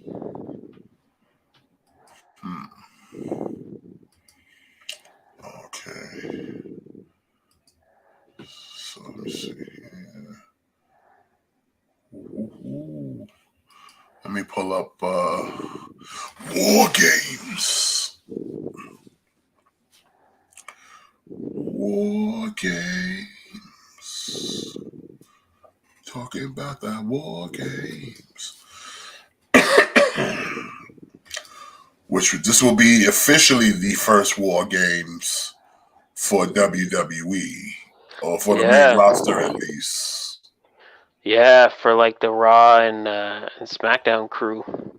Yeah, so that's a first. Alright, and let me see. So yeah, that's exciting. Doesn't look like there's that much on the card per se. No, not really right now. But I'm pretty sure they'll throw in some more. I mean, I do know they did say they will be announcing who the final member is on the women's team is going to be. So we'll have that. Let me see. Let me share this here. All right. Do you have any guesses? I'm probably Probably more on the probably Becky. Yeah. Probably Becky, if not Becky. Like, I mean, who else is there? I feel like if it was anybody but Becky, they'd have already announced her. Agreed, yeah. Because some people are like, oh, it's gonna be what's her name? Candice LeRae or Raquel Rodriguez. I'm like, yeah, but they would have brought them in already. Yeah, like the fact that they're making us wait this long, it's because it's gonna be. They want to get a big reaction, right? Yeah, and this is one of the big 4 pay-per-views, so it's like, yeah, we wanna do it at one of the big shows, not just on a regular Raw, or SmackDown, or whatever the fuck. Like if it was like I said, Mia Yim comes in, or what's her new name, Michi. I think they very quickly changed it back to Mia Yim. Yeah, so it's like they didn't have no problem showing her, bringing her back on Raw. But it's like whoever this person is, it's probably somebody big that they want to say for a pay-per-view. And the only 2 people I would say is big enough to say for a pay-per-view would be Becky or fucking Charlotte. Yeah, exactly. Like if it was just gonna be, if it was just gonna be like Candice, they would just say it's gonna be Candice. Like they wouldn't keep us waiting for that, you know? No. But first off, we've got for the United States Championship, we've got Austin Theory taking on Bobby Lashley against the champion Seth freaking Rollins. Who you got? I'm gonna say Austin Theory. Think Theory's getting the belt back? Yeah. I mean, this is a tough one to call because I can almost kind of make an argument for all 3 of these men kind of needing the United States title right now. Especially, like I said, since Roman's holding the belt hostages, this is the top belt on Raw right now. Yeah. It's the IC title all over again.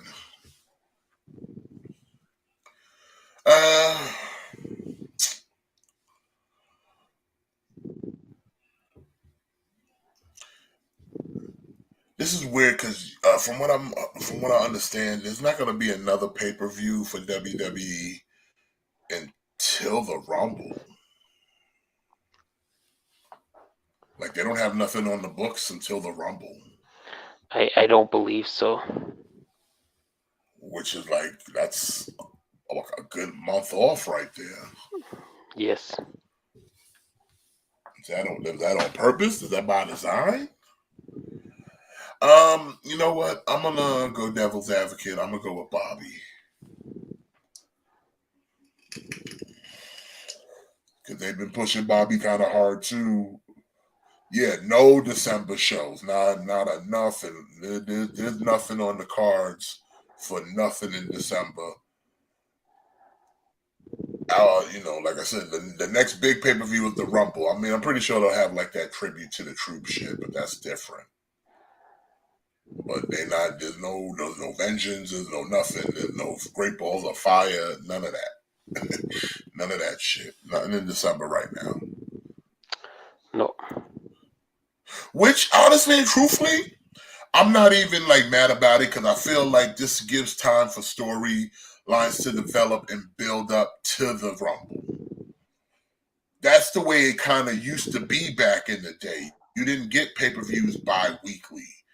You get that's why they were called the Big Four for a reason. There were only 4. Yeah, you had like one, not every. SummerSlam came in late August. Survivor Series was in the Thanksgiving season. Royal Rumble was always right after the New Year, and then WrestleMania came around April. It wasn't until after that then the King of the Ring came about and kind of filled that void till SummerSlam. Yeah. But other than that, in between that, the best you got was a Saturday night's main event, which technically you could kind of say is the precursor to the In Your House, which then became the precursor to all the mid bi-weekly pay-per-views that we get today. Yeah. But I don't mind this nice little kind of month gap between Survivor Series and the Rumble. Because like I said, that gives you plenty of time that you don't have to rush shit. You can build a nice little card for the Rumble. And Yeah. you got a good bit of time to do so. Yeah, exactly. And those matches are going to mean a hell of a lot more because you didn't have an event in between now and then that you had, and those matches had minor to no stakes in them. When you could just do all that at the Rumble. So like I said, I don't mind this little gap. I know a lot of people are throwing off about it, but I'm like, this to me is a good thing. It's a good thing. No December to Dismember. Nah, not this year. Gojira. Sorry, that's been canceled.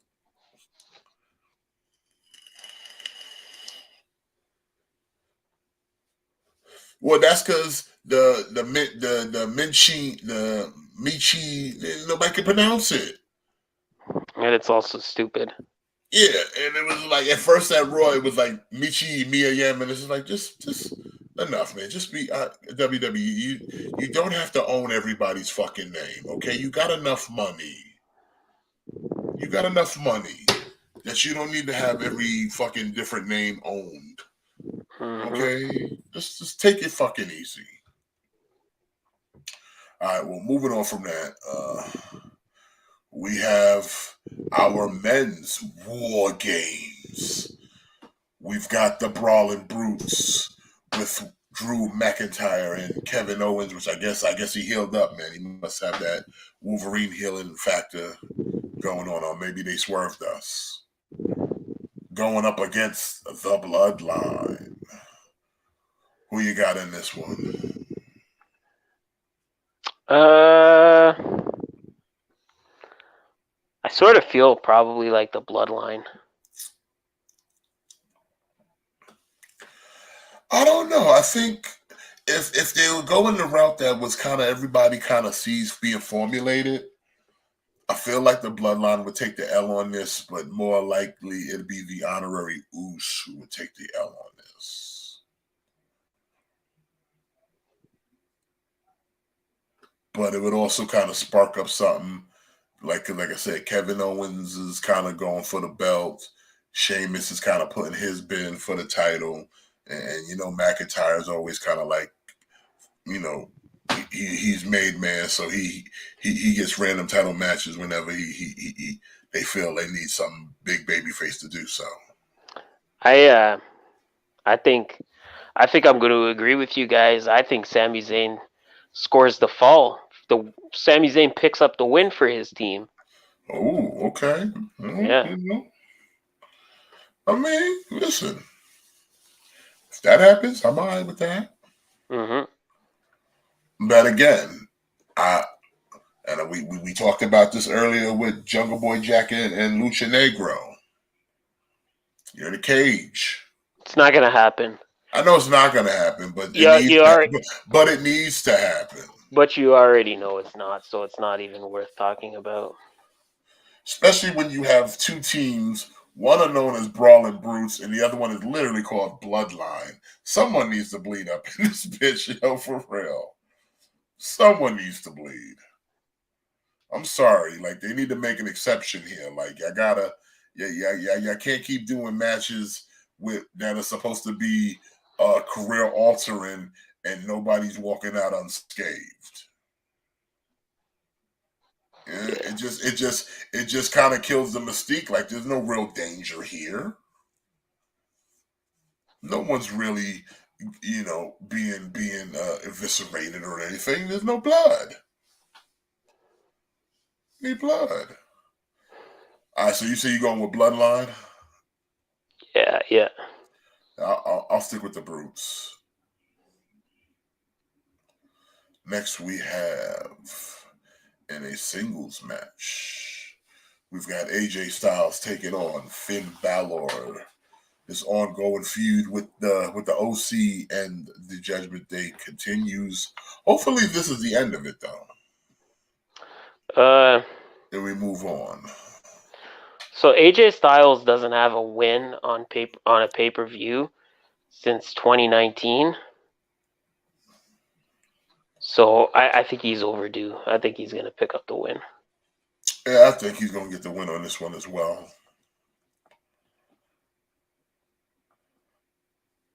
I'm hoping maybe it's a kickoff show, but why aren't we getting a match with the Good Brothers versus Dominic and Damian Priest here? Why aren't we?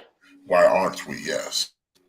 Because it's just to fill out the card at least. If we're still doing a feud of the OC taking on the Judgment Day, it would just kind of make sense. Like if we're trying to kind of squash this feud, like because the women are already in the War Games, so that's already a part. That's where I think you're wrong. Let's have these two have a tag team match.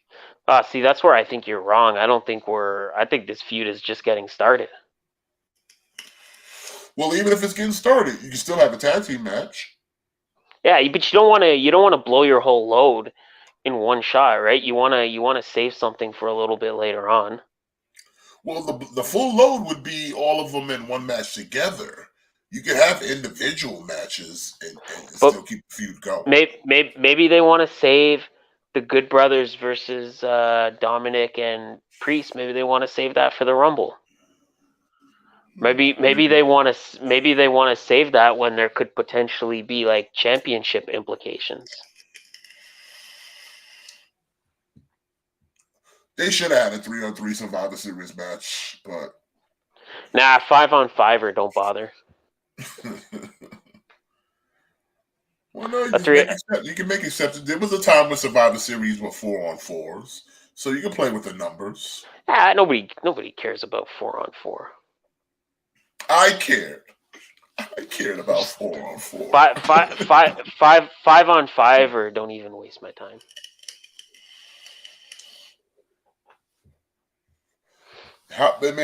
Speaking of which, man, I think they should have stepped up the War Games much and made this not only a War Games, but a Survivor Series War Games.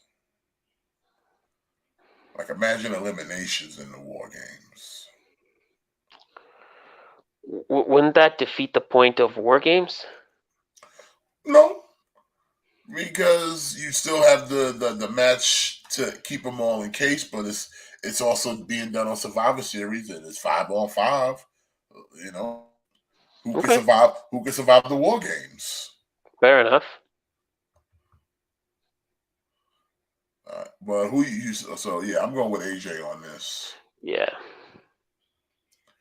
Next, we have for the least hyped SmackDown Women's Championship matches in recent weeks. We got the champion of Ronda Rousey defending against the newly #1 contender of Shotzi, our favorite wrestler.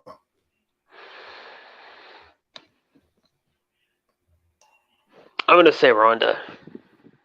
Yeah, of course, Ronda is winning. There's no way Shotzi's walking out of here SmackDown Women's Champion.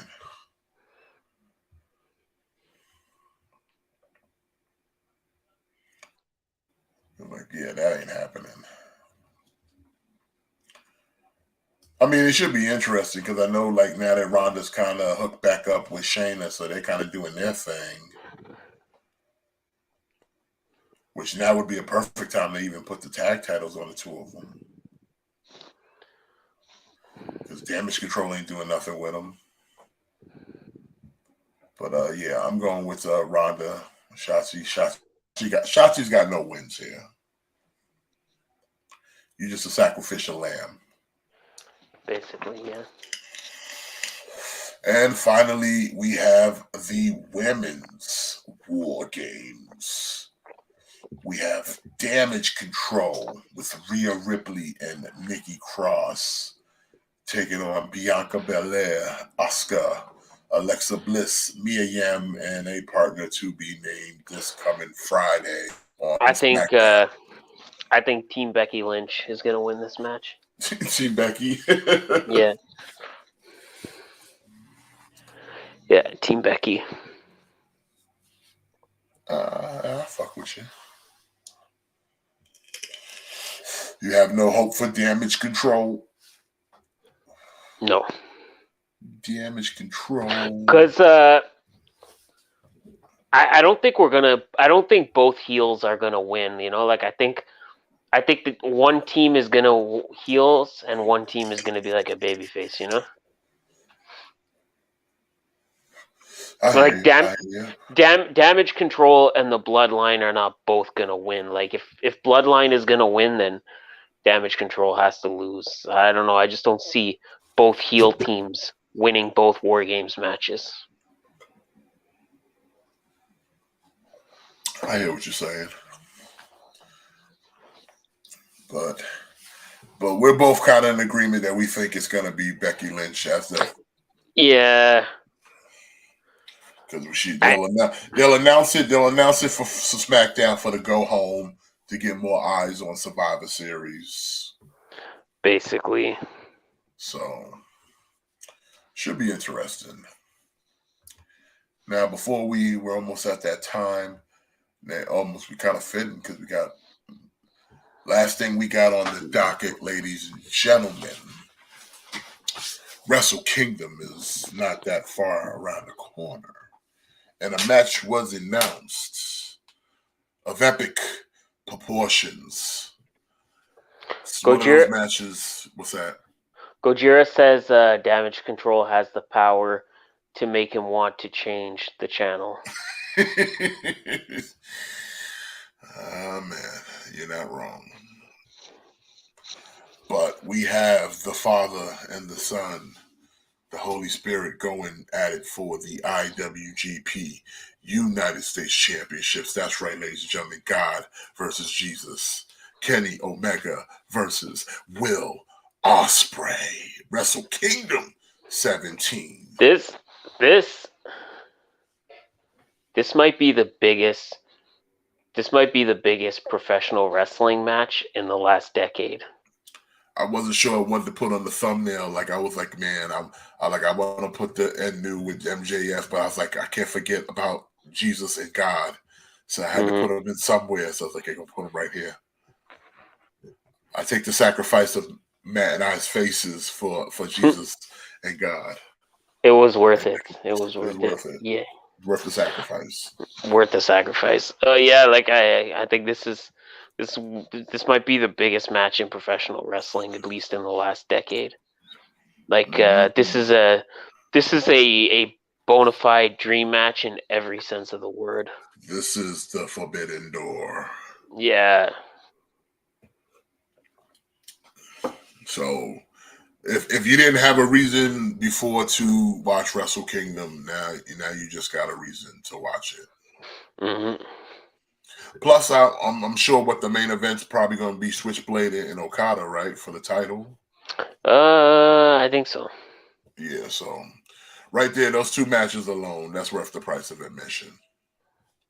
Not to mention Kairi Sane. Oh yeah, thank you for bringing that up. Her first IWGP Women's Title defense. Yes, in fact, being the first because she is the inaugural IWGP Women's Champion, and I like the fact that they went with the old classic of the men's belt used to look like that kind of bold crown look. And it kind of works for being a woman's title, that design. Yeah. So big up to Kairi being the inaugural champion. So yeah, she's gonna be defending probably. She'll more than likely be defending at Wrestle Kingdom. So yeah, she's already booked to defend at Wrestle Kingdom. Against who? I don't fucking remember. But I guess so they're really going in on really building up a women's division in New Japan now, huh? Yeah, absolutely. Yeah. And the strong federation, the strong branch of New Japan Shit, they all over the place, boy. You got the machine guns with the tag titles now. Yeah, Fred Rosser. Fred Ross is still champ. Open strong champion. So it's like, listen, it's a lot of good wrestling going on there, ladies and gentlemen. Just gotta take a look. Like I said, WWE, yeah. I'll say it once, I'll say it again. Yeah, they're the big show, but they're not the only show. Mm-hmm. So, but we'll be checking out Survivor Series this weekend. We'll definitely get with y'all next week about everything. We'll talk about that and more probably. In fact, we'll probably be talking about it this Friday because we will be here for Spaghetti and Friends.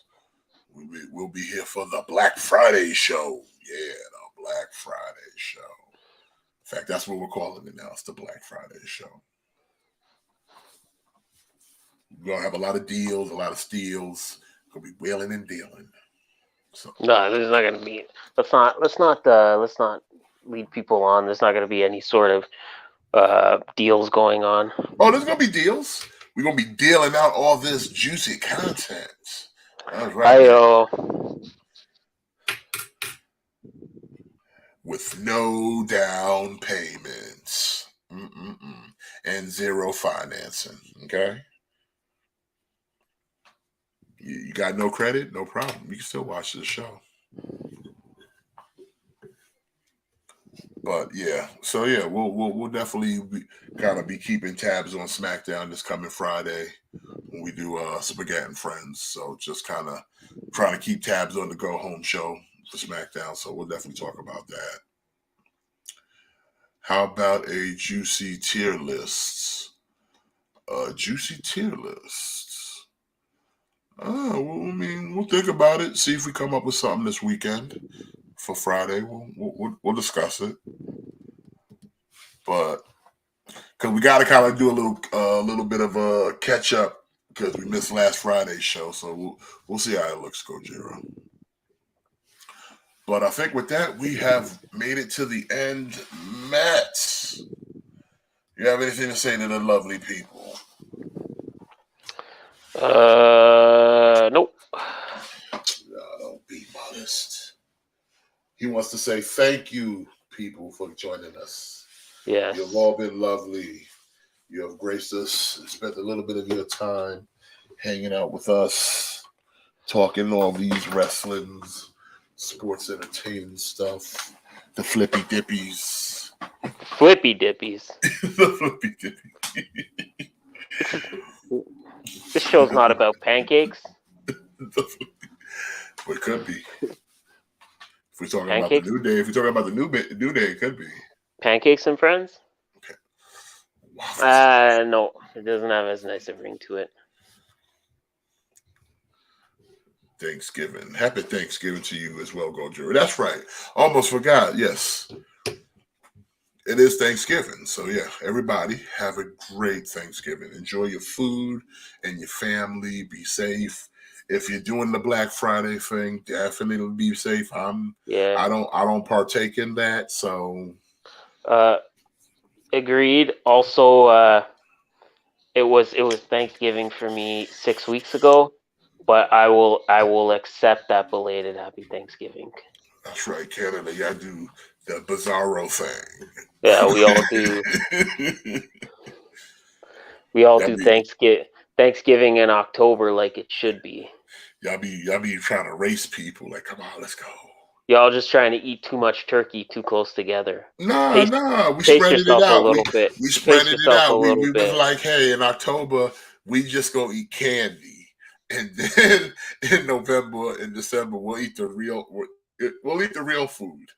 But the first month we just eating candy. We just get all our nutrients is from nougats and caramel and nuts, okay, and wafers. But then it's like, okay, now you can have some collard greens and some mac and cheese. Eat this ham. So yeah, that's why we spread it out, because you don't want to overfill with candy. Because you eat too much candy, then you ain't have room for turkey. What you gonna do, man? Huh? How you gonna eat all that candy and then turkey? I'm real fat. That's how.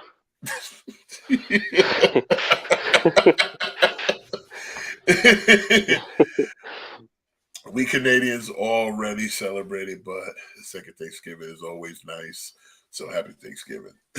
Hey, listen, nothing wrong. Yeah, y'all can have 2 Thanksgivings if y'all want. No one's stopping you. Listen, again, you are North Americans. And as such, you can also honor North American traditions. That's right. I'm gonna have another Thanksgiving dinner this weekend because I'm a grown up and I do what I want. I'm an adult. I'm an adult. I pay for my food. Sure, my wife has to cook it, but I paid for it. Yeah. I threw some seasoning on it. I I helped. can have turkey anytime I want. That's right. I know how to turn the stove on. It's that button. Says oven. Yeah. Says bake.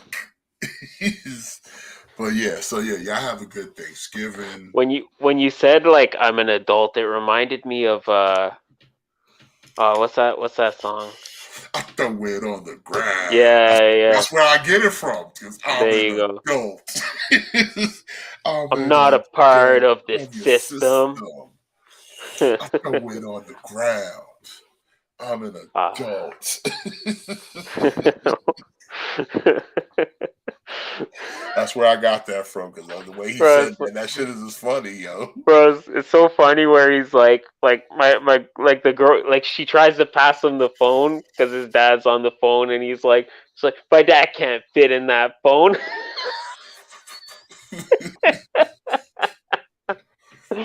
Oh, bro, that shit is so funny. Indeed. Those Lonely Island boys. Yeah, yeah, you do. But hey, if you like those Lonely Island boys and you like us, smash that like. And subscribe if you're not, and ring the bell, because you want to stay notified when we go live. And again, like I said, we'll be back here next Friday, so make sure you join us. Until then, y'all have a good night. Again, happy Thanksgiving. We'll see you guys on Black Friday. Black Friday. Until then, remember to always kick out. Thick boys out.